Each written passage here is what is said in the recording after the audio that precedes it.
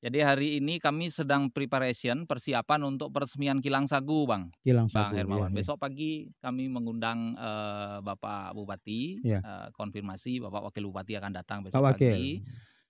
Besok kita akan meresmikan kilang sagu. Nah, Mhm. kenapa kilang sagu? Ini kebetulan kilang sagu kami dirikan di kebun sagu. Oh Nah, gitu, ya, ya.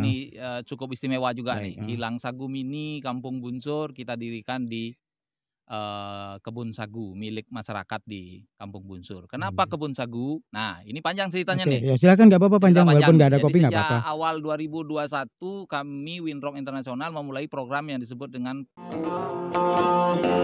Kembang sekuntum di tepi perigi, dipetik oleh si anak darat.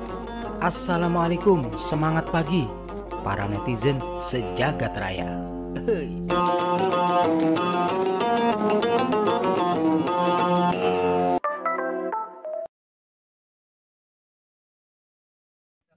Oke. Hai netizen, kembali lagi bersama saya Hermawan Haryadi. Seperti biasa, 30 menit ke depan, kurang lebih 30 menit ke depan kita akan ngobrol bersama tamu-tamu saya yang istimewa di channel ini, channel Siak Video. Seperti biasa, channel ini didedikasikan untuk mengumpulkan informasi-informasi, inisiatif, praktek-praktek baik yang dilakukan warga, masyarakat, organisasi masyarakat sipil dan lain sebagainya. Diharapkan dengan kita saling berbagi, kita bisa saling meneruskan semangat dan untuk merubah ke keadaan yang lebih baik. Apa kabar Pak Agung? baik, Bang, seperti Iya, biasa selalu baik. iya.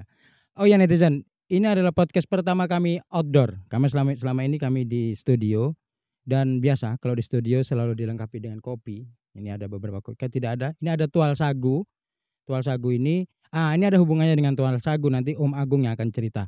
Tapi sebelumnya Om, kenalan dulu dengan netizen Siak Video. Oke, netizen Siak Video, salam kenal dari saya. Saya Agung Gede, koordinator untuk Winrock di Riau. Baik. Sore ini saya berada di Bunsur, di Kampung Bunsur, Kecamatan Sungai Apit, di ladang ini kilang sagu kalau nggak salah. Ya, silakan Om Agung. Apa aja nih Om? Iya, Kita ada di lokasi mana ini? hari ini kami berbagi sama netizen nih. Ya, Kami sedang duduk di ladang, di kebun ya. kebun sagu milik warga di Desa Bunsur, Kampung Bunsur, Sungai Apit. Jadi hari ini kami sedang persiapan untuk peresmian kilang sagu, Kilang Bang sagu, ya, Hermawan. ya. Besok pagi kami mengundang Bapak Bupati, Ya, konfirmasi Bapak Wakil Bupati akan datang Pak besok Wakil. pagi. Besok kita akan meresmikan kilang sagu. Nah, Mhm. kenapa kilang sagu? Ini kebetulan kilang sagu kami dirikan di kebun sagu. Oh Nah, gitu, ya, ya.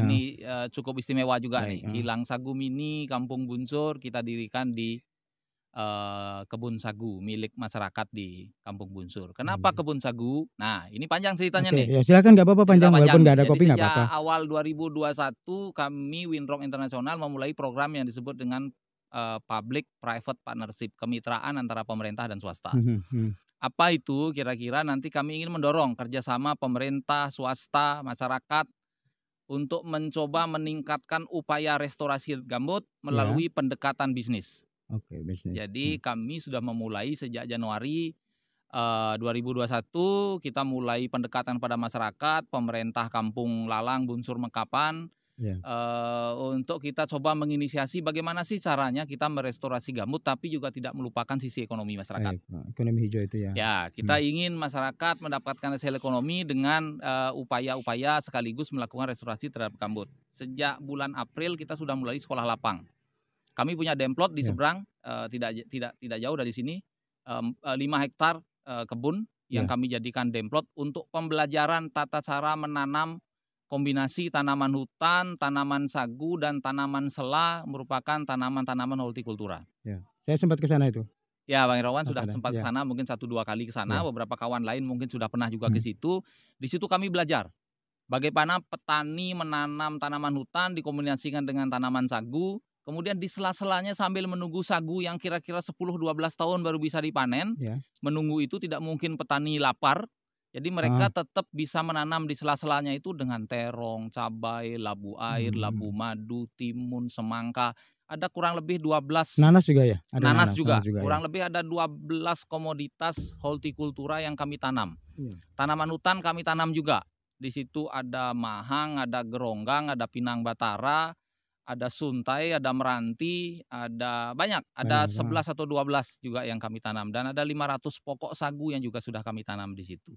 Dalam beberapa bulan kawan-kawan petani ini dari 40 lebih orang di awal, kita ada seleksi alam lah kalau istilah kami orang-orang NGO, satu-satu berguguran, tapi kemudian dalam beberapa bulan itu mulai muncul 13 orang champion. Ada masih bertahan? Ya, 13 orang ini ya bertahan setahun terakhir ini.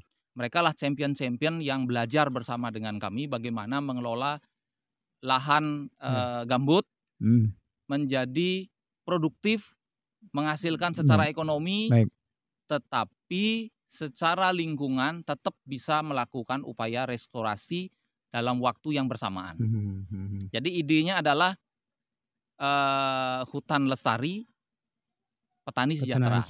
Kira-kira itu ide awalnya. Nah, dapur ngebul. Ya, jadi kita tidak ingin, karena banyak program yang gagal mungkin sebelumnya, petani diajak menanam tapi lupa bahwa petani itu butuh makan. Petani butuh berobat, petani butuh bayar SPP anaknya, sekolah anaknya dan seterusnya. Ini kita mencoba melakukan pendekatan sedikit berbeda dengan pendekatan bisnis. Itu sebabnya lah kemudian dalam perjalanan kami di Demplot, kami menginisiasi penguatan badan usaha milik kampung. Beberapa badan usaha milik kampung sudah kami perkuat. Ada di Lalang, Bunsur, Mengkapan, tapi Lalang masih sedang mulai kami garap sekarang. Bunsur dan Mengkapan ini sudah mendapatkan rekognisi badan hukum dari Kumham, sudah mendapat nama resmi dari Kementerian Desa juga, kami fasilitasi termasuk Rawa Mekar Jaya juga.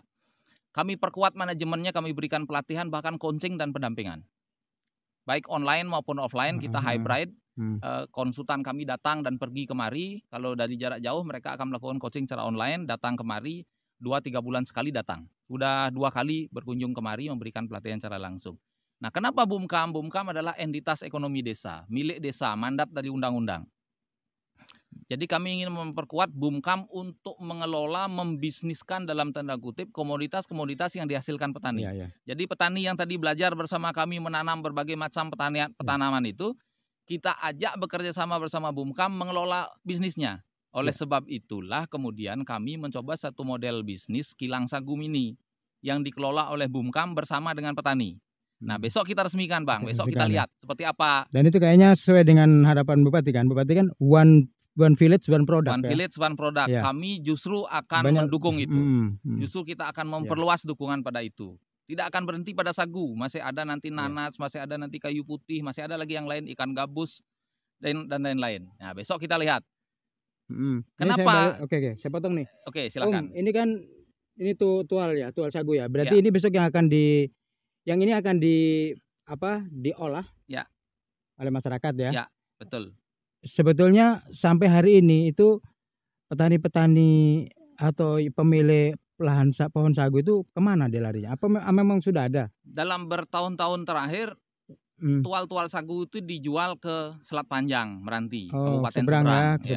Jadi dari total harga tual sampai dengan di pabrik di Meranti, petani mungkin hanya mendapat 40-50% dari total harga karena kosnya tinggi. Biayanya dari mulai tebang sampai di pembeli di Selat Panjang itu biayanya 50% dari harga. Mungkin lebih dari 50%. Kalau harga 40.000 di sana, mungkin petani hanya terima 20.000 saja. Jadi karena ongkos potong, ongkos transport. Nah, harapannya adalah kalau ada kilang sagu di sini, petani cukup jual di sini. Sehingga tidak dipotong ongkos transport lagi.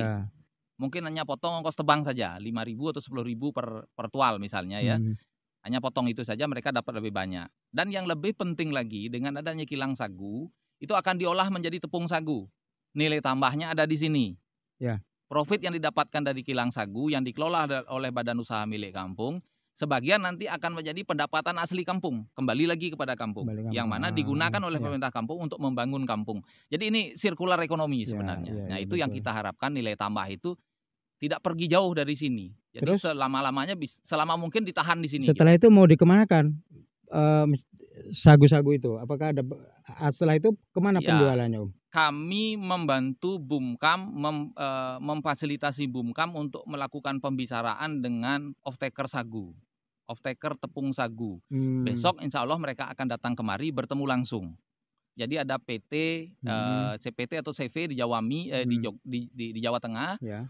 yang memproduksi mie, salah satunya adalah mie sagu. Mereka Jadi butuh dia siap- pasokan. siap Dia menerima. siap membeli. Besok akan datang kemari. Mm-mm. Besok akan kami fasilitasi bertemu dengan Bumkam dan melakukan negosiasi bisnis, bagaimana baiknya, bagaimana mereka harus melakukan negosiasi, kemudian apa yang harus diperhatikan dan bagaimana bentuk nanti kerjasama, kami siap fasilitasi. Nanti mudah-mudahan kalau nanti kilang ini mulai beroperasi setelah besok diresmikan Pak Wakil Bupati, harapannya tidak ada lagi sagu yang tidak ditampung karena Ya. sudah ada Ya. pembeli yang akan menampung. Bahkan pembelinya itu menginginkan itu tidak hanya tepung sagu yang dia beli, tapi nantinya di sini dia akan berinvestasi juga, mengolah sesuatu petani. tidak tepung saja yang dia beli, tapi juga bahan olahan tepung dia beli. Artinya produk-produk turunannya. Produk turunannya. Nah, itu yang saya sebut tadi, nilai tambah sebaiknya tidak pergi jauh dari sini. Masih tetap di sini ya. Ya, nah ini yang kami sebutkan nanti pendekatan dengan restorasi gambut menggunakan pendekatan bisnis model. Jadi bisnisnya kita kembangkan. Iya. Nah, kalau masyarakat mendapatkan hasil, kampung mendapatkan hasil dari itu, maka orang akan berbondong-bondong memelihara sagunya. Orang akan berbondong-bondong menanam lahan yang sekarang terbengkalai dengan sagu. Dan di tengah-tengah sagu yang jaraknya 10 meter, mereka akan menanam timun, cabai, dan itu sudah bisa. Kami sudah melakukannya setahun terakhir, hasilnya sangat baik. Boleh dibilang 75-80% panennya sangat baik. Nanti silahkan kalau yang ada yang mau belajar tentang penanaman hortikultura di lahan sagu yang asam, pH-nya asam sekali. Kalau ada yang mau belajar, kami punya 13 petani champion. Silahkan datang kemari. Kilang Sagu ini adalah Center of Excellence, pusat pembelajaran. Kalau ada yang ingin tahu lebih banyak, belajar lebih banyak, dari kecamatan lain, silahkan. Kampung lain, kecamatan lain, silahkan datang kemari, belajar bersama kami. 13 orang petani siap untuk memberikan penjelasan-penjelasan, bahkan pelatihan-pelatihan. Terkait sagu. Terkait sagu, hortikultura di lahan basah, di lahan gambut dan yang lainnya. Ya, netizen, anak-anak muda ini kan kreatif nih Bang. Sekarang sudah kulineri bisnis itu berkembang sangat pesat. Kalau ada anak muda yang memiliki concern atau ketertarikan pada pengembangan kuliner khas, kami punya bahan baku sagu. Itu kendalanya apa sih? Belum ada kendala ya, karena belum mulai ya. Sesungguhnya tidak ada kendala banyak. Masalahnya di sini challenge-nya, tantangannya yang paling banyak adalah belum pernah ada seperti ini di sini. Baru pertama ya. Nah, ini baru pertama. Jadi challenge-nya justru ada di situ. Sebenarnya tidak ada terlalu banyak permasalahan, tapi menurut saya bilang bukan permasalahan, tapi tantangan. Nah, tantangan itu artinya sesuatu hal yang harus kita hadapi, kita cari solusinya. Kira-kira itu, Bang. Terus pendampingan ini Om sampai berapa lama nanti? Kami fokus sebenarnya di 5 desa. Lalang, Bunsur, Mekapan, Rawa Mekarjaya, dan Teluk Lanus. Rawa Mekarjaya dan Teluk Lanus ini kami mendampinginya agak berbeda, tapi kami mendampingi di sana itu adalah social forestry, perhutanan sosial berupa hutan desa. Mendampingi di situ lembaga pengelola hutan desa. Total dua-duanya itu kira-kira 7.000 sampai 8.000 hektar hutan desa yang dikelola oleh mereka. Dua desa ini. Jadi kami sedang memperkuat itu juga. Pendekatannya nanti sama dengan pendekatan model bisnis juga. Kita sedang penguatan lembaga pengelola hutan desanya. Jadi mudah-mudahan juga kita bisa mereplikasi ini, tapi nanti mungkin kami akan bekerja sama dengan pihak swasta. Misalnya seperti di Rawa Mekarjaya ya, ada 3.400-an hektar hutan desa yang dikelola oleh mereka, dapat izin dari Kementerian LHK. Mau diapakan? Nah, mau kita tanam dengan tanaman yang bernilai hutan, dan sekaligus bernilai ekonomi. Idenya adalah sagu sebagian, karena itu ada sungai. Sagu itu akan ditanam di pinggir sungai. Kemudian sebagian akan ditanam dengan kayu putih. Kita sedang persiapan untuk persemaian kayu putih di sana. Nanti kalau kayu putih dalam 1,5 tahun sudah tumbuh, dalam umur 2 tahun dia dipanen, maka kita akan coba dekati swasta untuk membangun kilang kayu putih di situ. Ini apa namanya itu? Kilang Atsiri kayu putih. Nanti kita akan coba karena sudah ada pihak swasta yang menawarkan pada kami untuk membangun kilang di situ. Tapi kita belum mempersiapkan lahan tanamannya, pun belum ya, tanaman kayu putihnya. Itu 2 tahun dia sudah produksi. 1,5 paling cepat sudah produksi, karena kami sudah lihat beberapa contoh di tempat lain. 1,5 tahun sudah bisa diambil daunnya untuk disuling di kilang. Kalau untuk sagu, besok itu kan rencana akan diresmikan sama Wabub ya? Iya. Kalau boleh tahu apa aja sih kegiatannya besok itu? Besok Winrock akan melakukan penyerahan aset kilang sagu ini secara keseluruhan kepada pemerintah Kampung Bunsur yang diwakili oleh Pak Penghulu. Oh, jadi akhirnya bukan milik Bukan. Winrock. Winrock hanya membangun desa, saja, kampung memberikan pembelajaran saja dan mendampingi. Aset ini seluruhnya nanti milik Kampung Bunsur. Kami serahkan kepada Pak Penghulu. Oleh Pak Penghulu kemudian pengelolaannya sebagai aset bisnis, pengelolaan itu diserahkan kepada badan usaha milik kampung. Berarti nambah aset untuk Bunsur ya? Ya. Kira-kira total nilainya 350 juta lah. Aset ini, total ya? nilai kilang sagu Oh ya, bersama ini kan saya lihat perlengkapannya. tadi, ini kayaknya seperti terintegrasi gitu ya. Di sana ada apa itu? Embung. Embung. Ikan gabus. Ada kolam, bisa ada ini juga penaburan itu. Rencana idenya ini Center of Excellence, pusat pembelajaran itu adalah ada ide kita untuk coba mengimplementasikan prinsip zero waste.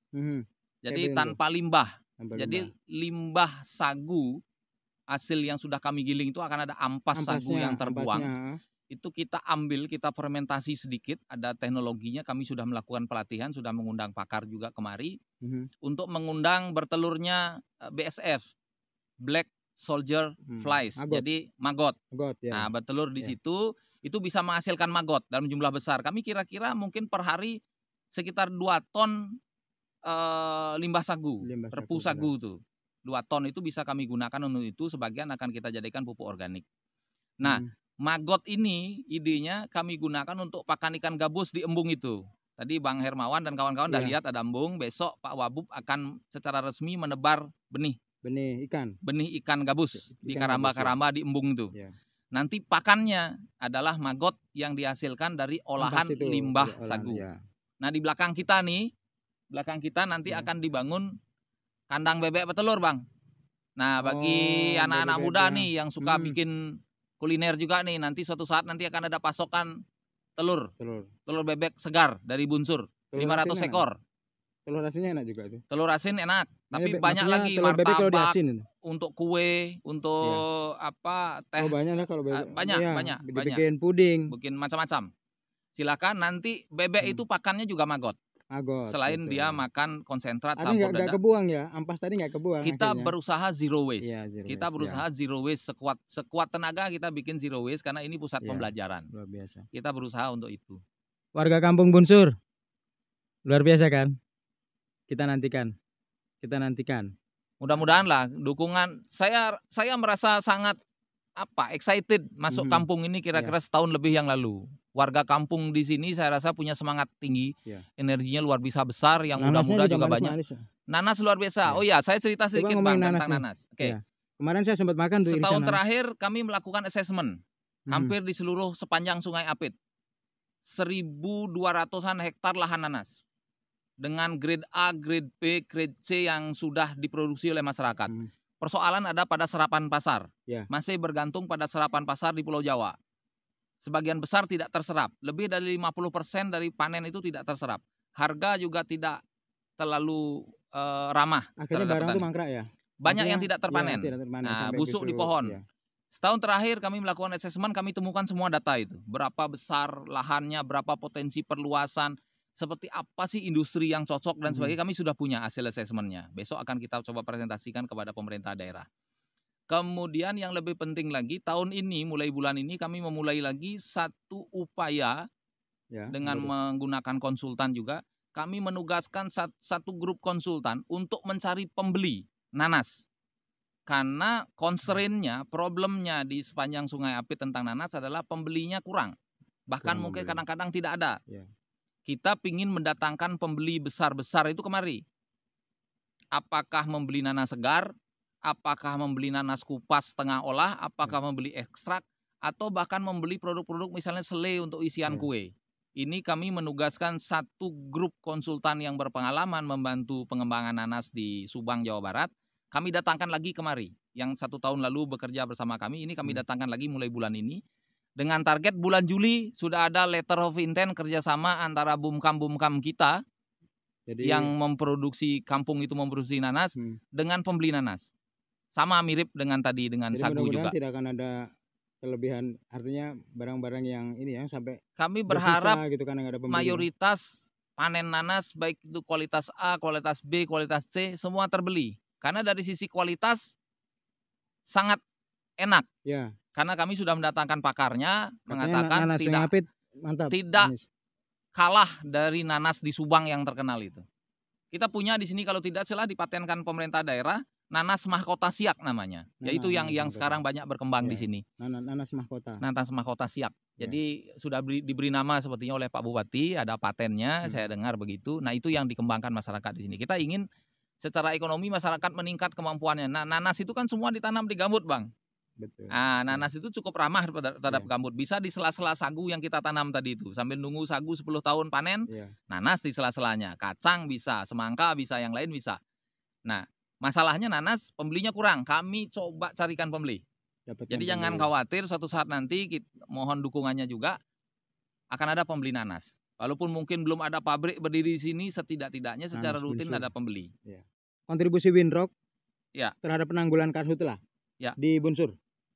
Ya di Siak. Sesungguhnya tidak hanya di Bunsur. Jadi sebenarnya sebelum saya kemari Januari 2021, sejak 2017 Winrock sudah melakukan kegiatan di Siak. Kami punya ratusan sumur pemantau muka air gambut. Kami membantu beberapa pendilian sekat kanal. Kami memantau laju subsiden gambut. Jadi termasuk di Demplot yang saya cerita di Bunsur ini, yang 5 hektar itu, kami di situ membuat 4 transek pemantauan seperti tadi itu. Tinggi muka air, kedalaman gambut, penurunan subsiden, itu kita pantau semua setiap hari, setiap saat. Kenapa seperti itu? Karena itu penting untuk pencegahan karhutlah. Semakin tinggi muka air, artinya kalau diasyaratkan dalam aturan pemerintah, kalau tidak salah dari permukaan tanah gambut, muka air itu setidak-tidaknya 40 cm ke bawah. Nah, ini sebagian besar lebih dalam dari 40 cm. Itu sebabnya kami di kanal di Demplot yang kami punya itu, yang 5 hektar itu, kami mendirikan 4 sekat kanal. Dan ada 4 transek pemantauan yang kami buat di situ sepanjang 2 km. Kami pantau terus-menerus. Nah, ini jadi pembelajaran nanti. Jadi akan jadi laporan dari Winrock kepada pemerintah daerah bahwa kalau kita melakukan manajemen hidrologi yang baik, manajemen tata air yang baik, maka karhutlah tidak akan terjadi. Pertanian masih tetap bisa dijalankan. Kami buktikan sendiri. Dengan 40 cm kedalaman muka air itu, pertanian masih tetap bagus. Kami panen terus. Gitu. Tanah tetap lembab. Kemudian makanya itu kami ajak menanamnya sagu. Karena sagu yang paling terbiasa lah dengan lahan-lahan basah. Jadi justru itu kenapa kami masuk wilayah Siak dan Lalang Bunsur Mekap sekitar Sungai Apit, karena di sini paling rentan terbakar. Saya bulan pertama masuk ke sini, ke Siak, langsung main ke Lalang Bunsur Mengkapan, disambut oleh kebakaran kira-kira waktu itu 20-30 hektar. Saya masuk ke gang tuh, ikut memadamkan itu. Dari situ saya paham, oh ternyata memang rentan. Awal 2021, Februari atau Maret saya lupa. Sedang kebakaran besar. Saya bantu waktu itu di situ ikut memadamkan juga 1 hari. Di situ ada 30-an hektar. Nah, dari situlah kita coba juga melihat bahwa memang kalau muka air itu terlalu rendah, rentan terbakar. Itu yang harus tata hidrologi. Kami punya pakar hidrologi yang setiap saat, setiap waktu datang kemari. 2-3 hari lagi dia datang kemari. Dr. Imam Basuki, 3-4 hari lagi akan datang kemari. Dia ahli hidrologi. Dia khusus mengamati hidrologi kita. Sempat sini, kami podcast dengan Om Imam. Betul, dengan Pak Imam. Dia ahli hidrologi. Kalau saya lebih banyak di kerjasama pemerintah dengan swasta, pemberdayaan masyarakat. Gitu. Baik, mungkin kayaknya sudah datang. Ada suara-suara. Ada suara-suara. Ada suara-suara. Kami ini rumah kawan-kawan dia, netizen. Ini kami sedang ada di rumahnya para monyet, para buruk. Iya, betul. Ada suara di belakang. Ini buruk-buruk ini ada di sekitar kebun sagu. Om, kita dikasih nanas. Nah, itu nanas. Coba yang itu. Om, macam mana nih nanasnya nih? Nah. Thank you, Kopa. Mantap. Ini nanasnya. Nah, inilah nanas, Bang. Bang Hermawan coba cicipi. Saya hampir kita setiap hari makan. Aja deh. Okay. Kita cicipi bareng. Oke, coba saya lihat. Satu yang hijau, yang hijau coba saya lihat. Coba saya lihat. Nah, yang hijau nih, ya. Nah, ini nanas mahkota siak. Ya, Kalau nanas tidak mahkota. salah, kalau saya lihat ini grade-nya masuk antara A dan B. Ini beratnya kira-kira 1,2 kilo. Itu yang Ya. nanas mahkota siak ya. Ini nanas mahkota siak, beratnya kira-kira mungkin 1,2 kilo. Saya setiap saat saya nimbang, ada yang besar sampai 2 kilo. Di atas itu ada berarti? 2 kilo, 2 kilo. bisa sampai 2 kilo. Tapi rata-rata 1,2 sampai 1,5. Ini mungkin antara 1 sampai 1,2 ini. Ini manis sekali, warnanya cantik, airnya cukup lumayan banyak. Kawan-kawan dari KMM, konsultan kami, sedang berusaha mencari pembeli dan mencoba mempelajari apa yang bisa diolah dari nanas. Tadi ada sampel juga sebenarnya, sirup nanas, artinya akan dodol, buat apa produk-produk dan turunan sebagainya. ya. Produk turunannya. Ya, Mudah-mudahan bisa kita kelola. Silakan netizen, anak-anak muda tertarik pada nanas, ke sini. datang kemari. Kalau hanya untuk ngambil 1, 2, 3 kilo untuk dicoba membuat resep, saya kasih free. Tuh. Kalau mau nyari nanas untuk dicoba dibuat produk turunannya, tapi syaratnya hanya satu. Hasilnya nanti coba disampaikan kepada kami seperti apa kira-kira. Dites. Dites, dilaporkan gitu, hasilnya begini. Apa bentuk produknya itu. Kalau hanya 1, 2, 3 kilo saya kasih gratis lah. 2, 3 butir, 5 butir saya kasih gratis. Tapi serius. YouTuber kalau mau datang ke sini ya. Silakan, YouTuber silakan. Tuh ya. Tuh. Itu penghuninya ya, Itu primata ya. Yang ada di Kalau yang Desa mau Bunsur. ngolah sagu Bang Hermawan, netizen kalau mau nyoba panganan olahan, kalau ngambil 1, 2 kilo untuk coba, nanti kalau kami sudah produksi, silahkan datang. Silakan dicicipi Om di akhir makasih. podcast kita ini. Nah, ini kuningnya beda Mas. Bang, beda. Ini kuningnya pekat ya. Biasanya kalau terlalu muda, dia kuning muda. Nah, ini sudah pas nih. Ini bikin tenggorokan mantap. Manis kan? Baik. Terima kasih Om Agung ya. Sudah menemani podcast ya video. Bang Hermawan, thank you. Next time. Baik. Netizen terima kasih. Bang Taufik memasang luka dipasang satu persatu. Billahi taufik wal hidayah. Wassalamualaikum warahmatullahi wabarakatuh. Waalaikumsalam. Maknyos.